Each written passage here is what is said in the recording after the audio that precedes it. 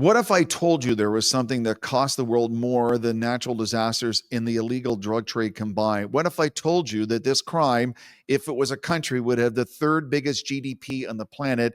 I'm talking about cybercrime. In 2024, it cost all of us around the world $9 trillion. And there are times we feel completely and totally helpless to stop it. What can we do? We have someone that'll tell you what we can do.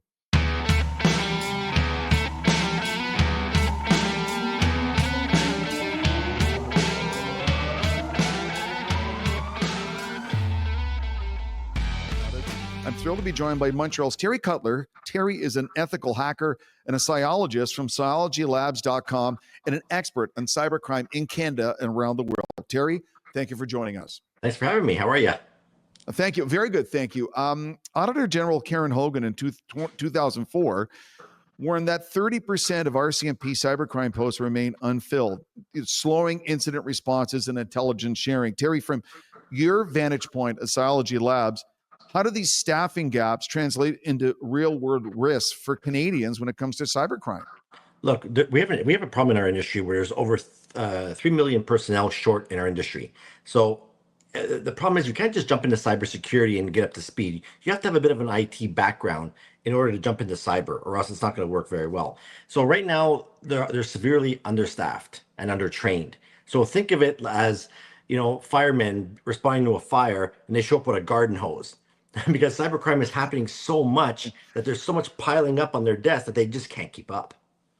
Well, I know in education, they're always focusing different streams because they think the country needs physicians, engineers, accountants. Should there not be a bigger push for computer scientists to get into IT security and cybersecurity? There is, but there is the content that exists. The problem is our field is very, very specialized, and people burn out very, very quickly. It's very what's what I'm looking for? It's very a lot of stuff in our industry is not working the way it should. Okay, so it's very discouraging because a lot of stuff that we recommend or try to implement is somewhere between not working and barely working at all. So it's very, very difficult to stop the cyber criminals because they can be hiding their tracks coming in from anywhere in the world.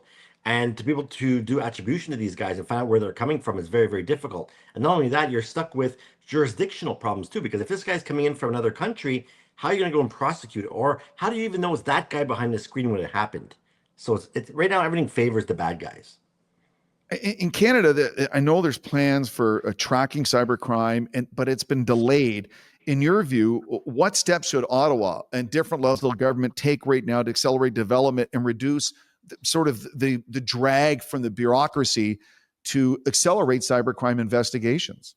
Look, they're going to have to come to a point where they're going to have to start working with private companies that are vetted to work with them. So here's an example. So we just went through certification for the Canada Controlled Goods program. This allows us to work with the military, defense, critical infrastructure, government. It means that we've been vetted to work with this highly classified information. And so they're gonna have to start looking at companies that have this designation that can help bring forth better technology and such. Because we work a lot with municipalities as well, right? And a lot of times these guys are just so overwhelmed, understaffed, and they just can't keep up with the threats that are occurring. And Terry, I think it seems like every week or 2 weeks in Canada, there is a municipality, a public library, a government building that's been hacked and they're held ransom. Absolutely. And the challenge that is that because they don't have a very large IT team, sometimes they have one person. Like some of the ones we work with, maybe they have 3-4 people. And just when we do vulnerability scanning as an example, so we do scanning on a weekly basis to show them what's new, what did they fix, what did they miss. And just with that alone, they're overwhelmed by how much stuff gets found. They just can't keep up with the updates and today's threats. That's the unfortunate reality. They're going to start learning to outsource this stuff to like companies like ours, for example. Absolutely. Joined by Terry Cutler from psychologylabs.com. And Canada's own spy agency has flagged Russia and Iran, for example, as safe havens for organized cybercrime groups. Terry, in your opinion, how should law enforcement in this country use maybe a Psychology Labs style ethical hacker to collaborate and push back against these state-sponsored criminals who are affecting Canadians and people around the world every day? I think the biggest problem is going to be bureaucracy, red tape. That's always been an issue. So like we work with some sensitive companies and just to get a contract signed or a document reviewed takes weeks. There was even one we were working on. It was 2 years in the making. And it's like the legal department and all these people, they're just slowing so much things down. And hackers aren't waiting for you to have your contracts and stuff signed. They're attacking you 24/7. And a lot of times they have technology in place that is not giving them the proper alerts. So they don't even know that they are being attacked. So in one case, when we get brought in to do intrusion tests, where we get hired to legally hack their business, we run these attacks. And one of the things we provide to the customers is what's called an activity report. It's like every time we run an attack, there's a timestamp, and their own technology is not even picking it up. So they never get a call from their managed provider saying, "Hey, are you guys under attack? Like, what's going on there?" Or they get a call maybe 3 hours later saying, "I think there's something going on here. We're not sure." So the response time is just out of whack right now. And Terry, I've heard stories that in some of these state-sponsored cybercrime organizations, there's actual office buildings filled with cyber criminals working around the clock every day trying to hack into places. They're better funded than us. It's great. And these scammers have 24-hour support too, right? From other, especially let's talk about ransomware gangs, for example. These guys have 24/7 support.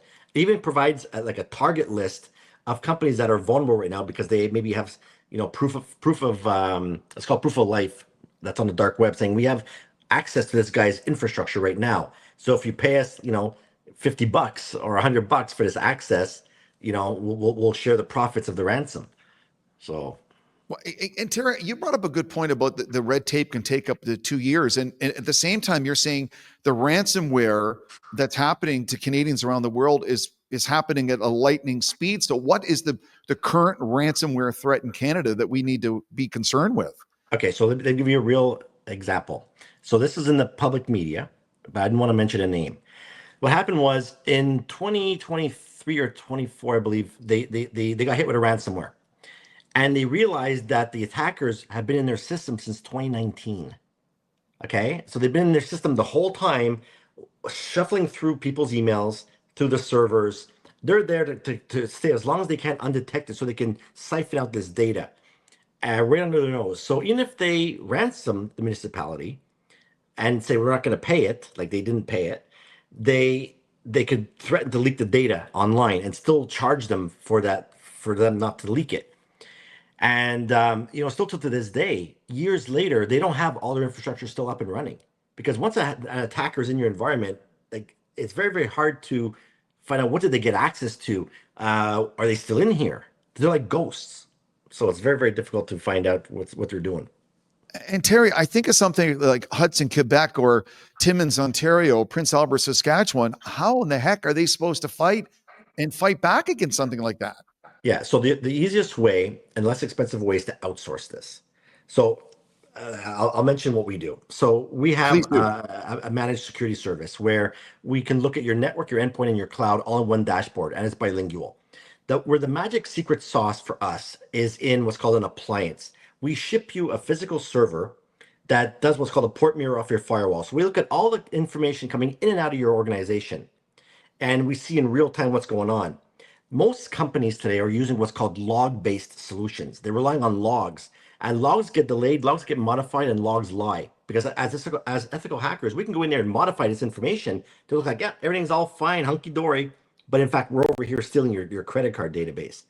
So, but when you have an appliance like this, it's real data, like it's unaltered information. So we can see, hey, there's a large amount of data leaving your company. That's not normal. Or we can see things like, hey, there's an attack happening inside your network. There's enumeration. There's discovery occurring from this machine over here. Are you aware of this? Like we can alert you on all these things, and most companies don't have that in place. So for people watching this and maybe don't realize it, Terry Cutler is an ethical hacker and a psychologist from psychologylabs.com. And it's the marriage between technical hacking skills and human psychology. And maybe for people for not aware, educate them on the social engineering behind what you do. Yeah. So part of our job is what's called social engineering, the psychological manipulation of people. This is where I befriend you, gain your trust, and you're going to give me information that you typically wouldn't give out. Then we're going to use it against you in a cyber attack. How's that for a friend? But we're paid to legally do this because we can walk into, let's say, City Hall, and trick an employee into divulging information that they shouldn't have given us, and we can use that to get access. So, one example, we did uh, an attack on a retail company, and I walked into one of their stores, and I looked to see the least looking paid employee that was stocking the shelves with his headphones on. And I said, "Hey, I'm from IT. We're doing an upgrade in your server room. Can you bring us to the back?" So he brings us to the back, and that's where the equipment was. So we're like, okay, this is all good. I'm gonna go for lunch. I'm gonna come back with my colleagues, who are also ethical hackers, and we're gonna finish the upgrade. So I went for lunch, strategized, came back, went to see the same guy, and he hands us the keys. Never asked us who we are, what we're doing there. We had no ID, and we're in the lunchroom, and all of our equipment was on all the tables. The employees couldn't even come to eat in there, and not one single person asked us what we're doing. And within 3 hours, we compromised the whole place. Terry, is that just a human nature thing as Canadians that we're so trusting? We assume that because you said you're with IT, oh, okay, here you go. It is, because as human nature, we want to help people. And unfortunately, sometimes that's helping. Yeah, it's not a bad thing, but at the same time, you need to have some precautions around this stuff. And that's an unfortunate thing with cybersecurity is that, and I do a lot of awareness training for individuals. And so in my digital course, I have 42,000 students in it from 160 countries. Most people don't care about cybersecurity until it's too late. And then great point, yeah. Yeah, then when they get breached, they come for help, and to help resolve their situation could be thousands of dollars. And they think they're just going to Best Buy for $50. It's not nowhere near that. Terry, is it not like not having fire insurance because you don't think you'll ever need it? Then your house burns down and go, oh, I wish I had fire insurance. That's exactly it. People are losing their shirts. I mean, you're seeing the stories, right? People losing $300,000 in a scam. Their retirement is gone. And yeah, like it was one story we had. Her name was Allison. She was on one of my live shows. She has what's called two-step verification turned on all of her accounts. This is an added protection that most people need to have on there, which you type in your username and password, and then a 6-digit code will appear on your phone, either through the app or through a text message. Yeah. To enter that information. That means that we can validate the username and password, and we can actually verify you because you have the device. So she had this on all of her accounts except for one, her Hotmail. And what happened was they got into her Hotmail address. They were able to see all the security questions and the answers, and they managed to log into her TELUS account and transfer her line from TELUS to Bell. And when they did that, all the codes went to the bad guy's phone. They logged into her bank account and drained it. They bought stuff on Amazon and eBay. And they did this on a Friday night. So she had to wait till the next business day to get to the banks.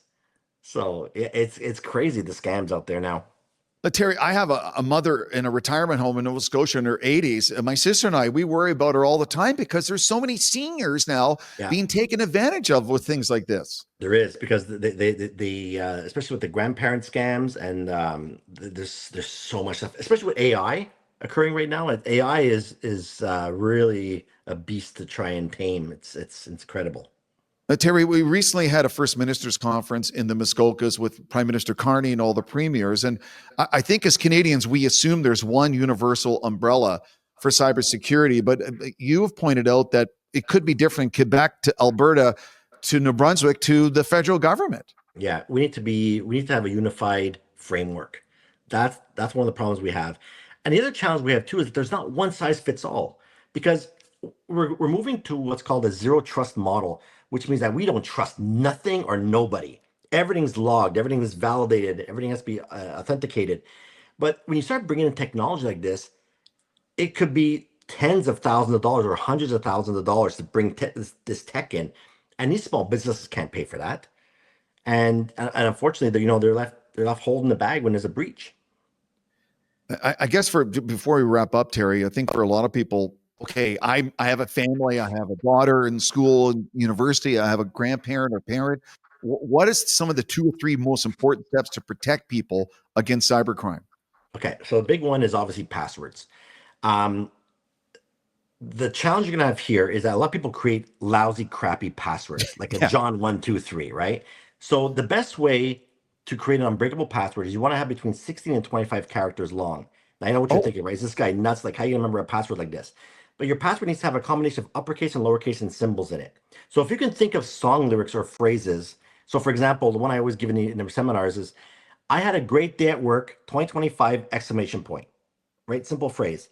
Remove the spacing, capitalize each letter of the word, and that password alone will take 10 years to break. Or you can Oh, replace the O's with a zero and the A's with an at symbol, and that password will take 39 centuries to crack. But so that's why that you need that that. makes it next to impossible for the hacker to break your sort of secret code that way.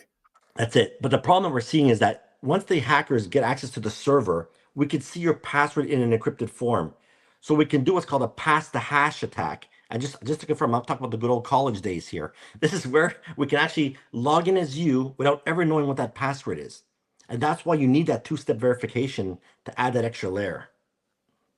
And Terry, there's nothing in this world now in society that isn't run by your phone or your laptop or computer. So Yeah. everything we do now, everything in the world's done through the computer. Exactly. That's what's it's scary. Like we're so interconnected right now. And if there's one break in the chain, like everything can fail. That's why the humans, they always say that the human element is always the weakest link. It's because we can be manipulated, we can be tricked. And now with AI, like some of these phishing emails that are coming in are very, very difficult to detect. As a matter of fact, while we're talking, just before our conversation, Terry, I got a phishing text saying, "Hi, Dad, I lost my phone. Here's my new number." And Yeah. she's in Ottawa, so it's a 613 area code. But I know but it seems so real. Yeah, yeah. It's because we put as humans we put so much stuff online, and the AI can actually pinpoint where you are based on your browser data, browsing history, stuff like that. It can look at where you're going and formulate an email. Unbelievable. He is Terry Cutler, ethical hacker and psychologist from psychologylabs.com. Please check him out if you want to be cyber safe. Terry, for you and everyone at psychologylabs.com, what's next? Right now, we're focusing a lot on the managed service. We're offering also now what's called continuous penetration testing. One of the situations we're seeing with a lot of companies is that they try to get budget for one penetration test a year. That's where we get hired to legally hack their business. And this service is pretty expensive. So, which means that they have to wait an entire year to get their budget to get that one test done. And the moment they get that test done, that report is a point in time test. So once you start fixing stuff up, that report theoretically is obsolete. So that Hmm. means you have to wait an entire year to get your budget back to be able to retest. So now with the service that we're offering, we can launch a penetration test every 6 months or every 3 months to keep your information fresh. So you get to see what you fixed, what you missed, what's new. So and we can actually do that for the price of one. But Terry, as you mentioned earlier, if you don't do it more than once a year, by the time you wait a year, the technology the hackers are used are way ahead of you. Oh yeah. So we've even seen situations where this one company outsources their IT to a managed service provider. And we came in and do a penetration test, and we uncovered stuff that should have been fixed a year ago. The IT company said, "Yeah, we fixed it," but no, they didn't because it was revealed in our test. They were really upset with them, unfortunately. I bet they would. Terry Cutler, it's an absolute pleasure to speak to you. Keep up the great work and thank you for keeping us safe. Thanks so much for having me. Appreciate it.